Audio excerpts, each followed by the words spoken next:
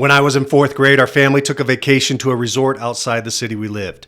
It had an amazing pool, and we spent much of the trip swimming. But I distinctly remember the fear I had in the deep end. Not fear of drowning or fear of the deep water, but fear of the image at the bottom of the pool. You see, the pool had some sort of resort logo painted at the bottom, and in my mind, it looked like a large stingray. I didn't have goggles on this trip, so when looking down in the water, the logo was blurry and mysterious, which only elevated my fear and imagination.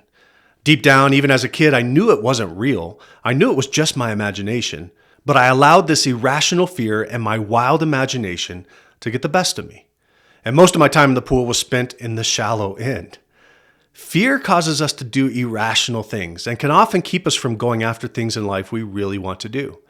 And while fear can be both an emotion and feeling, and certain fears are healthy and beneficial when it's a real threat to us or someone close to us, in many cases, the fears we have are emotions and feelings based on projections of the future and the uncertainty of the outcome.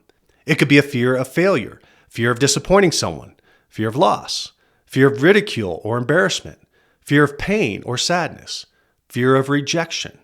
I'm sure we could add to this list of things we fear in life, yet fear is not the problem. We all have fears in our life. Every person who has walked this earth has faced fear. We even see Jesus was greatly distressed in the Garden of Gethsemane as he was preparing for the suffering he was about to endure on the cross. So fear is not the problem. It's what we do with the fear, how we respond, what actions we take as a result. So back to my childhood pool logo fear. Here's some responses I could have taken to conquer this fear. I could have talked to someone about it and share where my imagination is taking my thoughts. I didn't do that. I was embarrassed to share I had these thoughts because deep down I knew there wasn't a stingray down there. Talking to someone about it likely would have given an outside perspective to an internal struggle, which could have helped me remove my exaggerated feelings. I could have faced the fear by swimming all the way down to the bottom to see the logo up close. This could have brought clarity to my eyes since I didn't have goggles, and bringing into focus the inaccurate image I had in my mind of what really was down there could have broken that fear.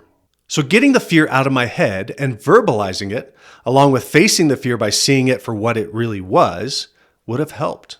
But instead, I allowed my mind to race with fear without sharing it and ran from the fear by avoiding the deep end. Whatever fears you have today, let me encourage you to properly size up the fear. Don't ignore it. Don't suppress it. Don't run from it. Recognize it and determine what you are going to do about it. I've found that sharing your fear with someone you trust allows you to vocalize something that has metastasized in your mind to a degree that's bigger than it really is. And I would also encourage you to take a small step in overcoming your fear.